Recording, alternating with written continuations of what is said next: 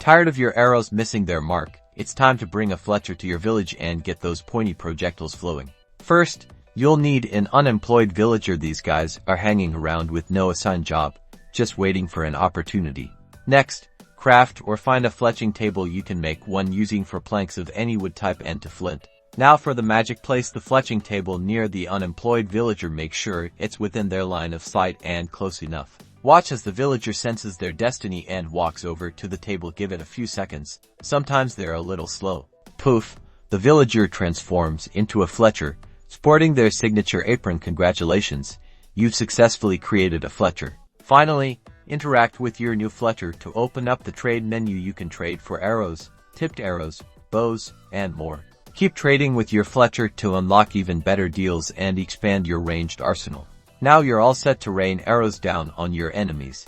Don't forget to like and subscribe for more Minecraft tips and tricks.